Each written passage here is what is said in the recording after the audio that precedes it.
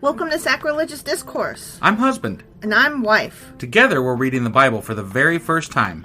We grew up without religion and wanted to know what all the fuss was about. Well, what have we learned so far? That God is a dick, and apparently some people believe in talking donkeys? We're not trying to pass ourselves off as experts. Nope, we're just reading the Bible for the first time and giving our first take reaction. If you'd like to join us in this venture, you might consider starting at episode 1. Otherwise, jump in wherever you like. All right, let's go read the Bible. Yeah, let's get to it.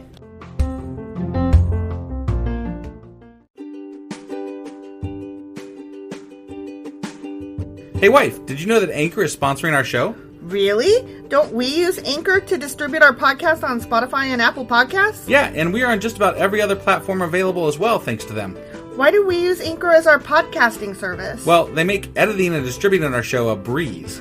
What if one of our listeners wants to start their own podcast? Then they should head over to anchor.fm or download the app to get started. Awesome! You guys should go do that right now!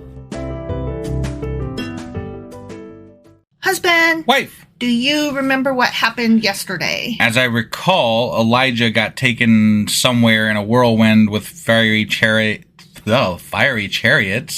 and then Elisha took over, and he got mad at some kids for calling him Baldy. Yeah. And he cursed them, and then bears ate them. Mauled them. That pretty much sums it up, yeah. That's exactly what happened yesterday. Yeah. Yep. Crazy shit. Yeah. It was actually a really action-packed, crazy fucking chapter there. It really was. I didn't expect all the things that happened, and I didn't expect that you had actually heard that story before. I didn't know it was coming. It kind of came out of nowhere, and it was like, just 1, 2, 3, go, there it is at the end. Right? Like, it was like, the final paragraph. He cursed them, then they died, got mauled by bears. 42 of them. There you go. Yep. Like, the last, 5 sentences of the chapter. Right? That whole story. Yeah. I'm like, that's fucking nuts. Really is. All right. Well, that was 2 Kings chapter 2. Yep. And today we're getting into 2 Kings chapter 3. All right. Let's do this. Okie doke. Hey, wife. Do you like coffee in the morning? I sure do, husband. Morning, noon, night. Which reminds me, I need to add that to our grocery list because we're running low. Wait, before you do that, check out the website ungodlybrew.com where you can purchase a pound of your favorite flavor of coffee. What if I want more than 1 pound? Either order a larger amount, or better yet, get 10% off by setting up a subscription for every 2 weeks or a month or whatever works for you. Did you set up something special for our listeners? You know I did. Exclusive for our listeners, get an additional 10% off subscriptions by entering the code SACRILEGIOUSCOFFEE at checkout. That's a hellishly good deal. Ungodly Brew is hellishly good coffee. Okay, 2 Kings chapter 3. Okay. Ahab's son. Call me Ishmael. It'll never not be old. I'm like, I hear the name every time, and I'm like, oh my God, here it goes again. Here it goes, yep. Well, I can't help it. You can't help it? I can't help it. Like, you can't, it literally has to come out? If I see the name Ishmael, obviously, and if I see the name Ahab, obviously. Okay. I can't help it. It's just the way it is. I got it. Those names are ingrained in us at a very young age. Moby Dick. That's how it is. Right. Call me Ishmael, the first line. That should be a t-shirt. Moby Dick. That's how it is. Moby Dick. That's how it is. I mean, I don't even love that book, okay? Right. But I'm just saying, you hear those names, you know the first line of that book, you know the names of the characters, and the ship is called the Pequod, you know? I hear you. There's things you know. I hear you. Okay. You said it. Okay. Those things are said. So Ahab's son, Joram, okay, began to rule over Israel in the 18th year of King Jehoshaphat's reign in Judah. Okay. Remember, they're telling us the overlapping. And this is right after his other son, Isaiah, or whatever the fuck his name was, died, because he fell through the lattice. Remember? Oh, yeah. He reigned in Samaria 12 years. Okay. He did what was evil in the Lord's sight. Of course he did. But there's a caveat. Okay. But not to the same extent as his father and mother. He's not the worst. He's not the worst. He's bad. He's the second worst. He's not the worst. He at least tore down the sacred pillar of Baal that his father had set up. Okay. Cool. Nevertheless, He continued in the sins that Jeroboam, son of Nebat, had committed and led the people of Israel to commit. That poor Jeroboam. Mm-hmm. Yeah. Whatever. King Mesha... Oh, this is a new little section. Oh, okay. King Mesha of Moab was a sheep breeder. Okay. Could you imagine being a king and breeding sheep? I mean, I bet he had people do it for him. I wonder if kings and queens have hobbies like scrapbooking or chopping people's heads off, card making, like paper crafts, breaking people's legs, collecting records, going to war. Stop! What? I'm trying to be for real. I was too. Like, this guy is a sheep breeder. Yeah. And a king. I hear you. Okay, so his name is Mesha of Moab. Mesha of Moab. Mm-hmm. Okay. He used to pay the king of Israel an annual tribe of 100,000 lambs and the wool of 100,000 rams. Gotcha. He's the original Eminem. He used to. He is. Mesha of Moab. You were waiting for me to I was, because it occurred to me right after you started speaking again. M of M. Emma, yeah. M of M. But did you hear he used to pay Israel? Yes. Okay. Yeah. That indicates, but he does not anymore. Right. But after Ahab's death, the king of Moab rebelled against the king of Israel. Oh, man. Fair enough. I mean, if see what I could get away the first with. son is dumb enough to fall through lattice work, the second one can't be much better, right? Like, what you gonna do? Right. This is the consolation prize king. Yeah. So you think you're a tough guy, huh? Right. So King Joram promptly mustered ketchup and mustard the army of Israel and marched from Samaria. Okay. He ketchuped and mustard. He mustered the army, yeah. Yeah. On the way, he sent this message to King Jehoshaphat of Judah. Okay. Excuse me, the king of Moab has rebelled against me. Will you join me in battle against him? Who did he send that to? Jehoshaphat. Jehoshaphat, okay. And Jehoshaphat replied, why, of course, you and I are as one. My troops are your troops, and my horses are your horses. Where do you think the saying, jumping Jehoshaphat? Mm-hmm. Do you think that has to do anything with this king? I would think so. I mean, I'm just curious. Like, maybe he jumps. I'm going to be listening for it, Right? Then Jehoshaphat asked, what route will we take? We will take the attack from the wilderness of Edom, Joram replied. The king of Edom and his troops joined them, and all three armies traveled along a roundabout route through the wilderness for 7 days. Okay. 7 roundabout days. route. Yeah. You spin me right round, baby, right round bout. But there was no water for the men or their animals. Oh, that's sad. What shall we do? Yeah. The king of Israel cried out. The Lord has brought the three of us here to let the king of Moab defeat us. Right. Oh, that was the wrong accent. That was not King Jehoshaphat that said it. That was one of the other kings. My bad. Okay. Okay? Yeah. Because now King Jehoshaphat of Judah asked, is there no prophet of the Lord with us? If there is, we can ask the Lord what to do through him. One of King Joram's officers replied, so this is just some guy, Elijah son of Japhat is here. He used to be Elijah's personal assistant. Okay. Okay? Yep. Jehoshaphat said, yeah! The Lord speaks through him! Okay. He was jumping yeah. Jumping Jehoshaphat. So the king of Israel, King Jehoshaphat of Judah, and the king of Edom went to consult with Elijah. Okay. Wait. Oh, Elisha. Shah. Okay. Why are you coming to me? Elisha asked the king of Israel. Go to the pagan prophets of your father and mother. Like, why are you asking me? Like, I don't have your answers. These aren't your gods. These aren't the gods you seek. These are not the gods you seek. Right. That's right. But King Joram of Israel said, no, for it was the Lord who called us 3 kings here, only to be defeated by the king of Moab. Okay. Elijah replied, as surely as the Lord Almighty lives, whom I serve, I wouldn't even bother with you except for my respect for King Jehoshaphat of Judah.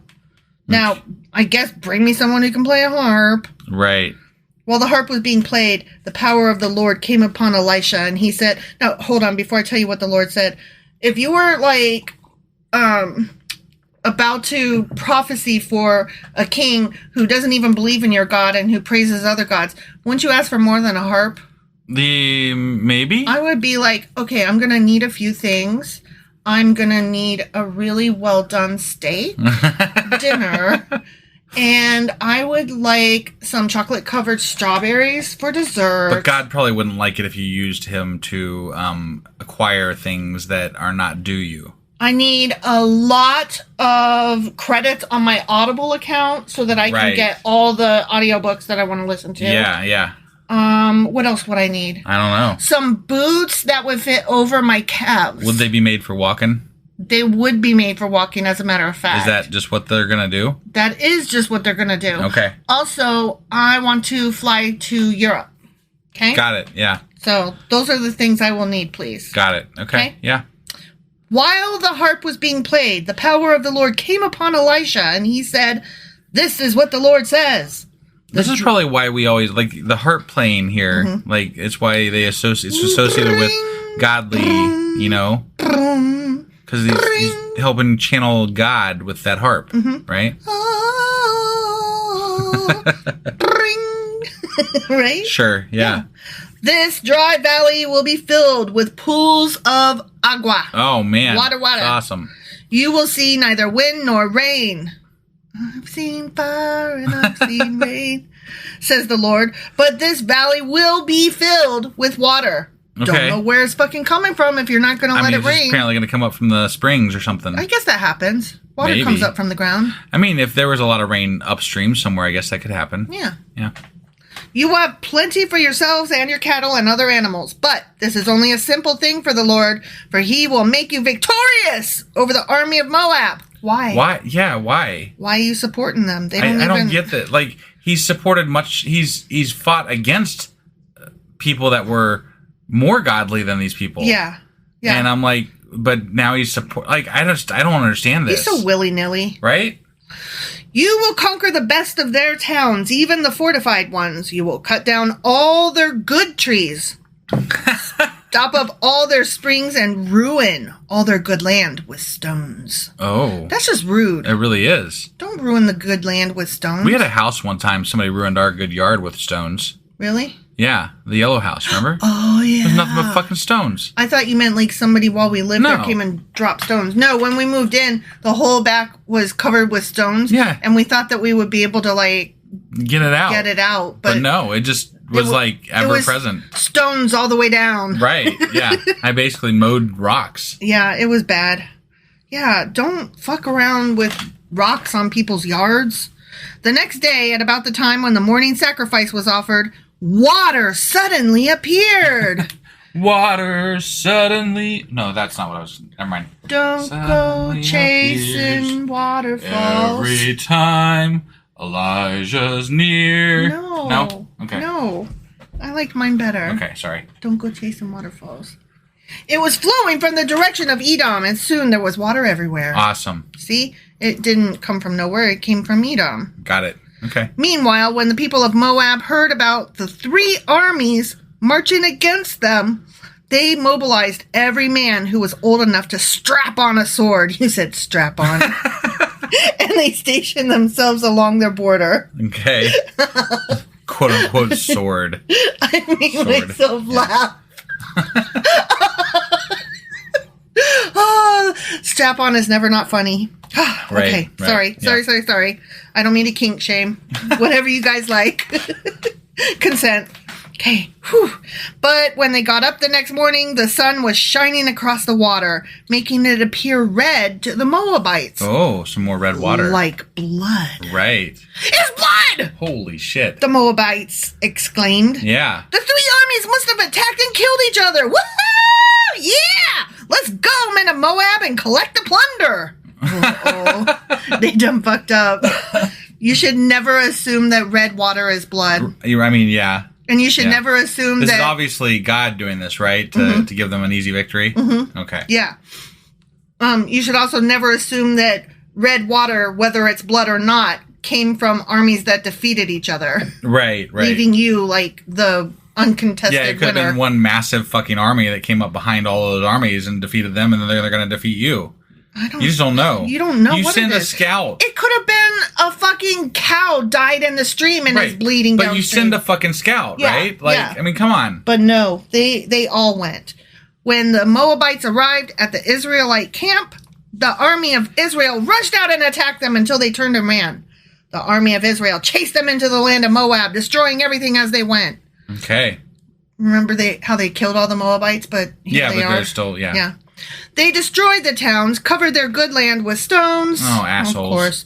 Stopped up all the springs. That's just rude. I thought Moab was protected by God. I don't remember. It struck me that it was, like, that's why they didn't attack it back when Moses and all of them were camped right outside of it, so. Oh, you know what? I think you're right, but I think it was just that one time. Oh. It was not like a forever protection. Okay. It was just like a one-off. Got it. Cut down all the good trees.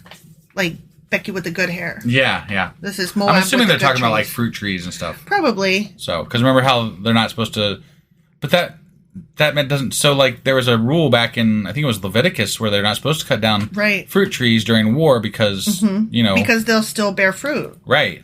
Yeah. So, hopefully, I wonder if that's a contradiction. Probably. I mean, I don't know what good tree means here, but I mean, to me, and you're living in a place where, food is not abundantly available to everybody. Right. Fruit trees would be good trees, right? I would think so. I mean, I would classify them that way. I mean, I would, but I half the time don't know what the fuck they mean. Right. So. No, I agree. But there definitely was a rule not to cut down fruit trees. There was. You're right. Finally, only Kir-Hareseth. Yeah, that and guy. it's a city. And that city. Its stone walls were left. Okay. But men with slings surrounded and attacked it. Slings. Remember back in the day when they used to use slings? Nope. Remember when they didn't use guns because all they had was fucking slings? I don't see how... Okay, you're shooting over a wall, right? Mm-hmm. Like, I can see how straight on a sling would be handy, right? Mm-hmm. But, like, if you're aiming up, the rocks are going to be coming down in an arch, and it's not going to be as effective if you shot them straight on. Right. So, like, to me, and I think that they've said they have arrows back then. Yeah. I think. Yeah. So why wouldn't you be using arrows? Because they're going to go up and then they still pierce when they come down. I have no idea. Sling seems pretty ineffective to me. It seems pretty... Catapults, now that would work, because, catapults shoot boulders and shit, but... Would you want to be in the catapult and get catapulted over no. and then just arrive with your sword in hand and be all murdery? No. When the king of Moab saw that he was losing the battle, he led 700 of his swordsmen in a desperate attempt to break through the enemy lines near the king of Edom, but they failed. Mm. Then the king of Moab took his oldest son, who would have been the next king, and sacrificed him as a burnt offering on the wall. What the fuck? What the fuck? This is Moab, right? Yes. Oh wow. What? I'm what? I don't have an answer here. He was losing, so he was like, "Sorry, son. Yeah, you gotta die. Sacrifice you." Right. Okay.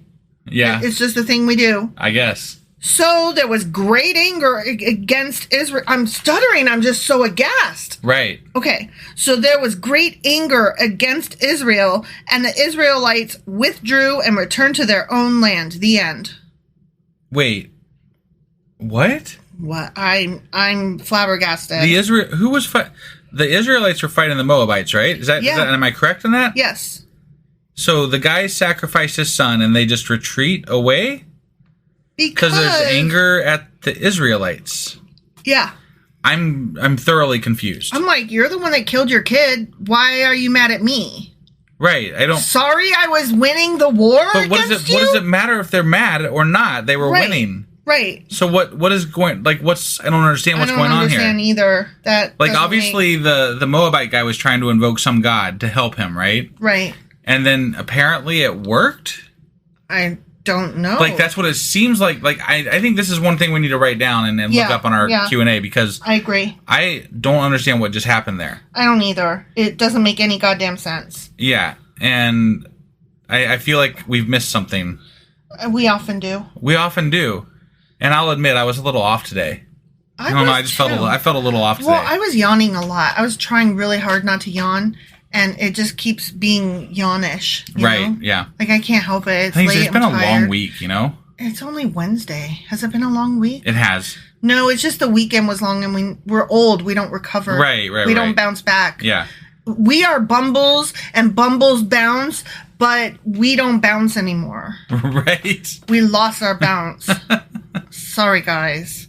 Yeah. So we're gonna have to look shit up because we missed something. We clearly missed something. I don't understand. Or we didn't, and the Bible's just really confusing. I'm gonna put my money on that one if we're being honest. Right. Okay. Well, at least we have something for the Q&A. Well, we had something already. It was the we got something else for the Q&A. Beelzebub and Ballsabub. Right. Yeah. All right. Well, that was 2 Kings chapter 3. Yep. And tomorrow we'll be back with 2 Kings chapter 4. We'll see you guys tomorrow. Okay, bye.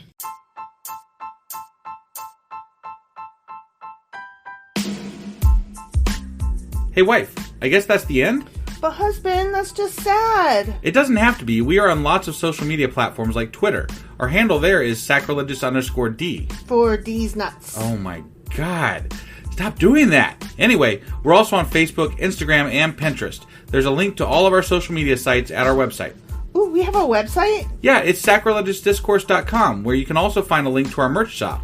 We have a merch shop? Yep, we have podcast-themed clothing, mugs, notebooks, and more, as well as an atheist and science-themed products. Wow, our fans should really go check that out right now. Definitely. They can get in touch with us by sending an email to sacrilegiousdiscourse@gmail.com. But before they do that, we could really use some help. Oh yeah? With what? Well, it's not free running the podcast, and we need some financial support in order to get better equipment, which will free up time so we can concentrate on our podcast and our fans. Okay, so what should they do? Head over to patreon.com/sacrilegiousdiscourse and sign up as a contributor on our podcast. Supporters there receive additional bi-weekly episodes that we record just for our Patreon members for as little as $2 a month. Also, we'd really appreciate it if you would like and subscribe on whatever platform you're using. And Apple Podcast reviews help us out tremendously. Like and subscribe. Leave an Apple review. Join us on Twitter. Support us on Patreon. That's a lot of instructions. Don't forget to say thanks. Thanks. Okay, bye.